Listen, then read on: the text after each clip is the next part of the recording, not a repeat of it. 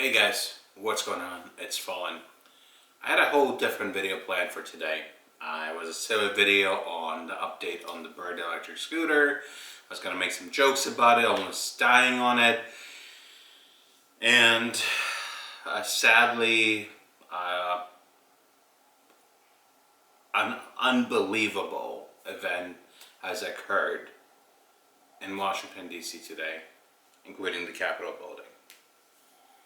The reason I say unbelievable, there's so many feelings and emotions coming when reading more and more about what has occurred today, and it's hard to fully grasp the concept. By the way, as you guys know, oftentimes these videos have a script or some idea of where I want to go with them. This is truly my feelings and emotions about what has happened today. I've put out a lot of them on Twitter. A lot of you guys have shown support for them, and I really appreciate that.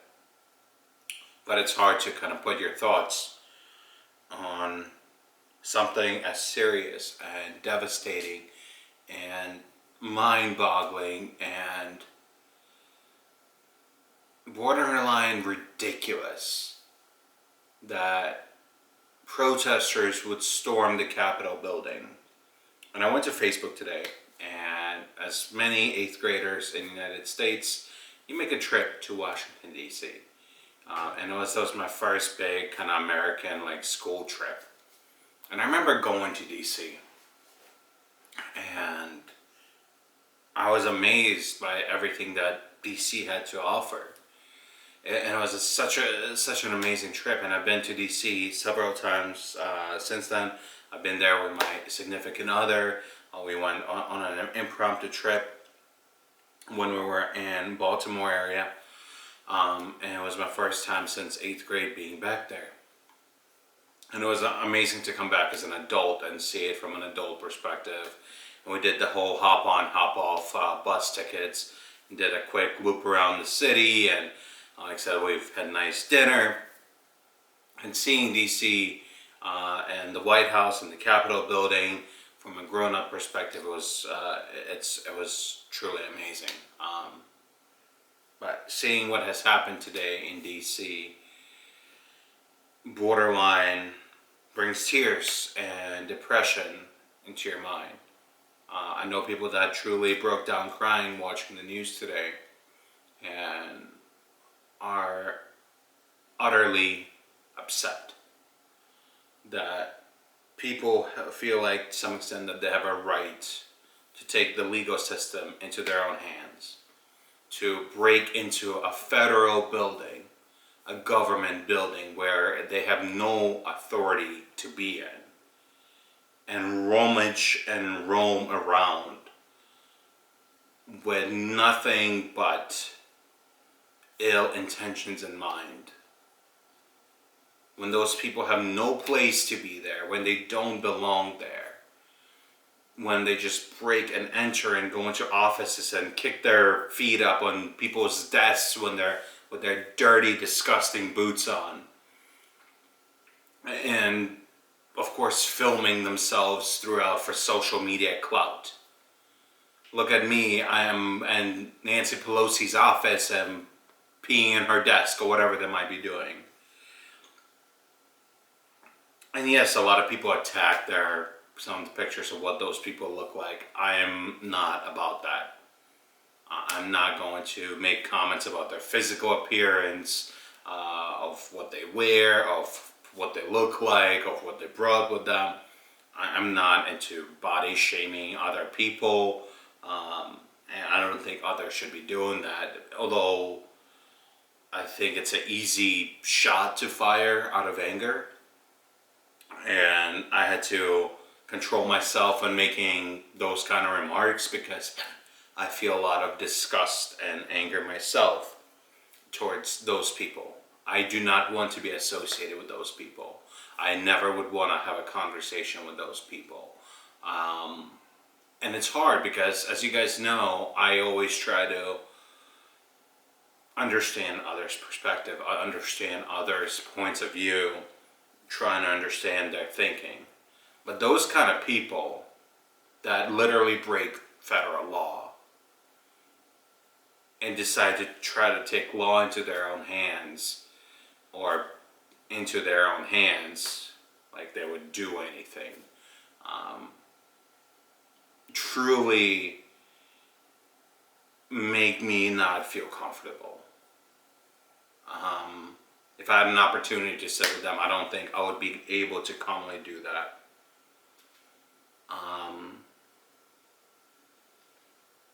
I don't want to be rude to those people. I'm sure those people have very strong feelings and opinions about certain things. And it's amazing to live in this country, to have the ability of freedom of expression and freedom of speech and freedom of religion.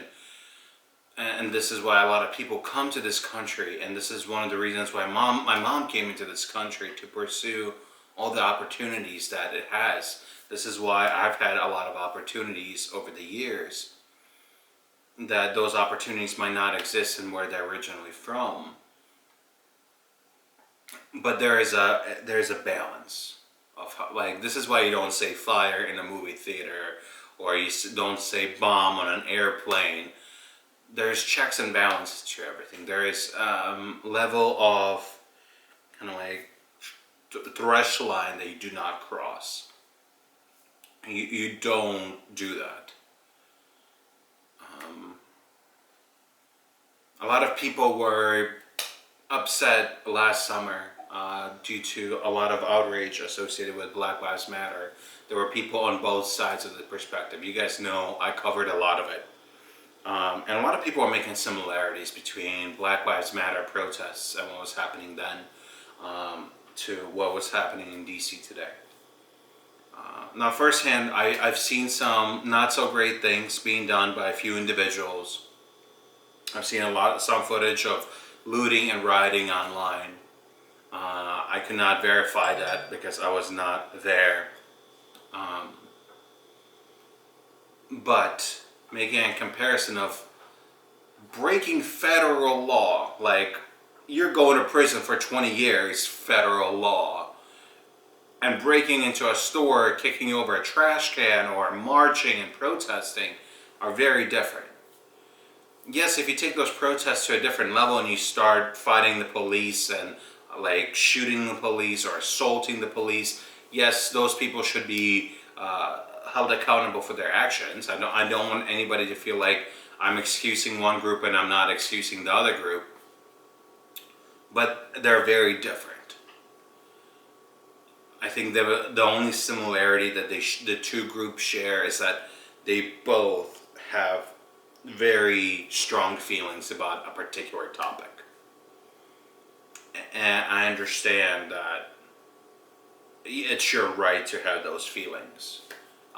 It's your right to potentially express those feelings, as long as they don't hurt yourself or hurt others or put the people around you in a danger or a potential danger. And it's hard because I want to understand, and I want to understand why they did it. And I just can't. I can't just grasp my head around it.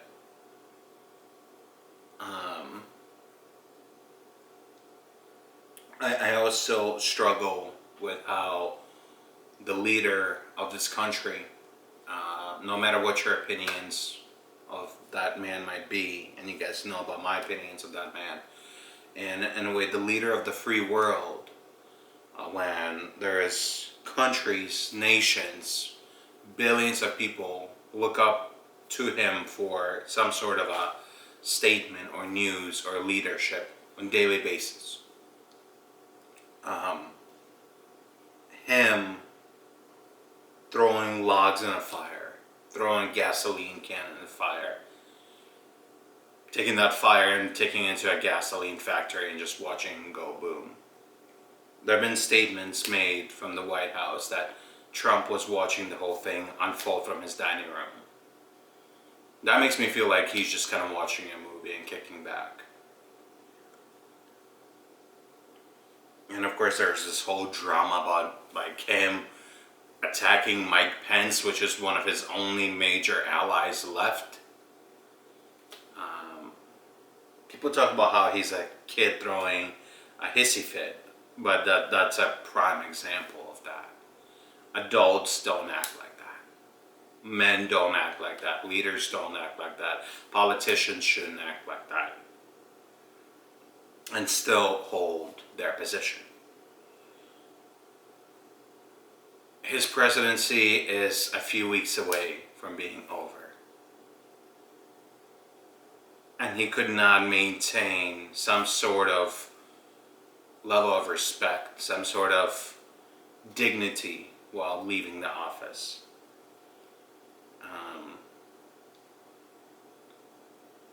This is what he's going to be remembered by on many fronts.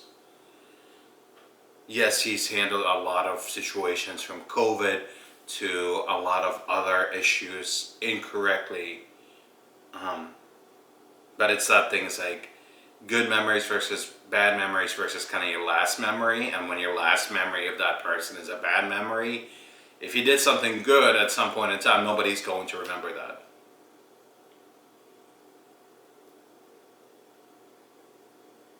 This is something that his kids and grandkids will have to live with. And I don't know how anybody from the Trump camp, family, advisors thinks that this was a great idea. I'm trying to keep myself from cursing and fully having an outburst. And it's hard. It's hard. And as you guys know, sometimes I make jokes about like I struggle with calling myself an American.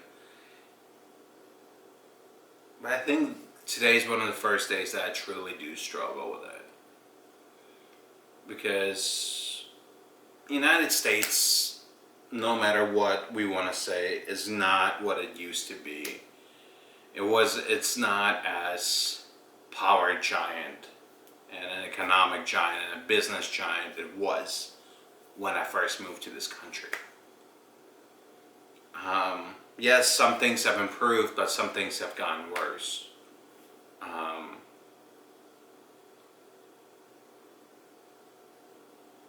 And I might get some backlash saying that, oh, you're ashamed to be an American. At the moment I am. I know that feeling is going to pass.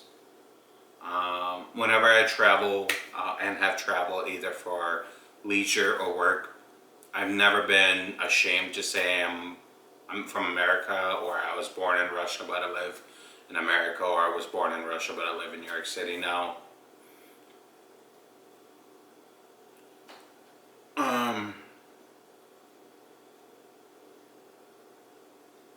And I'm still going to say it, but I know at the same time I might get some looks. And I've gotten some looks over the past few years when I traveled. Going back to like 2018 when I went to Greece, or when I went to Nepal. And it's difficult because you're supposed to be a proud person, because a lot of people are proud of the country that they come from. Even before immigrants, when they come to the United States, yes, they're happy to call themselves an American, but they're also proud of their heritage, of the country that they come in, the culture that they share, customs, food, traditions, and they just want to share it with their new families, with the rest of the citizens of America. But I'm sidetracking a little bit. And I don't think too many public figures, politicians, celebrities, business people, anybody of stature, and I just don't want to say that I'm discounting people that are not public figures. It's not about that. It's about, I just want to say that, like, especially politicians, a lot of politicians have spoken their word, how they are ashamed and do not endorse the actions that were done by Donald Trump and how the situation was handled.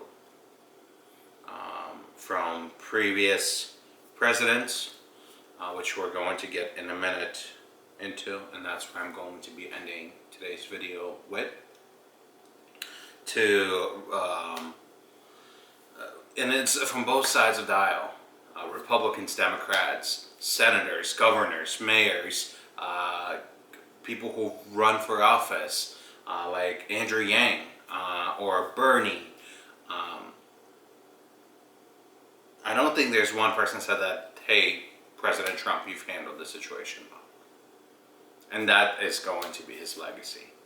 As he's leaving the White House, he's leaving the nation's capital borderline on fire. It was a metaphorical fire before, but now it's a physical fire. Mr. President, why do you think this was okay? Why did you not do anything?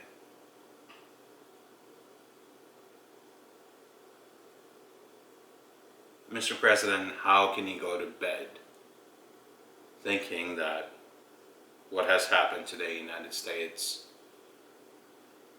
is going to be part of your legacy that you'll be okay to live with?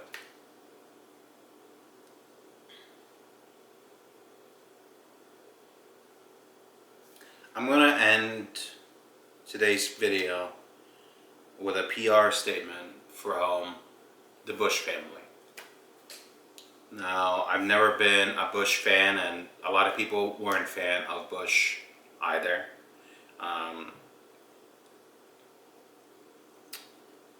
But to some extent, I've over the years, especially as I got older, I'm trying to understand him more and more.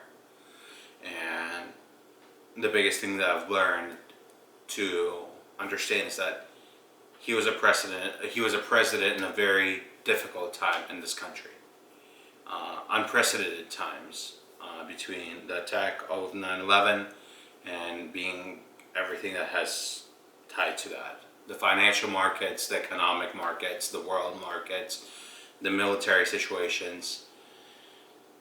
And yes, there's been presidents in warring times before, but it was a modern war. And I don't want to excuse him whatsoever, but you start to understand that it was a very difficult time for him. And I've grown to have more and more respect for him over the years. But this is, like I said, the official statement from the Bush family. Statement by the President George W. Bush on insurrection at the Capitol. And this is from his perspective. Laura and I are watching the scenes of mayhem unfolding at the seat of our nation's government in disbelief and dismay. Sickening and heartbreaking sight. This is how election results are disputed in the banana republic, not our democratic republic. I'm appalled by the reckless behavior of some political leaders since the election and by the lack of respect shown today for our institutions, our traditions, and our law enforcement. The violent assault on the Capitol and disruption of a constitutionally mandating meeting of Congress was undertaken by people whose passions have been inflamed by falsehoods and false hopes. Insurrection could do grave damage to our nation and reputation. In the United States of America, it is the fundamental responsibility of every patriotic citizen to support the rule of law. To those who are disappointed by the results of the election, our country is more important than the politics of the moment. Let the officials elected by the people fulfill their duties and represent our voices in peace and safety. May God continue to bless the United States of America. Now, if you guys can't see, I have goosebumps. He was a leader of this country at one point for 2 terms. right? 2 terms, I think so. Um,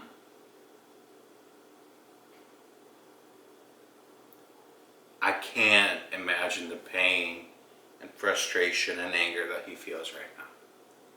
And he has every single right to do so.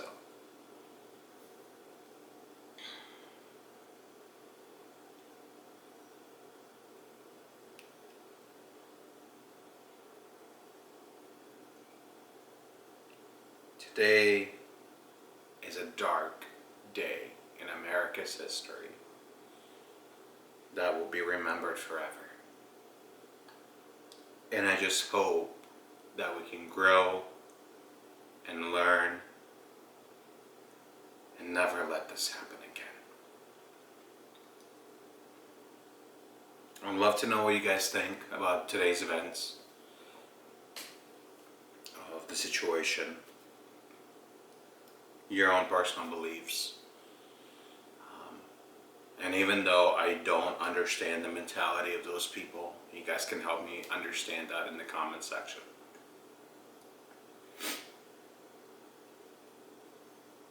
Sorry for not bringing you a funny, happy video. Or maybe I should have done that to distract you guys from these borderline sickening events.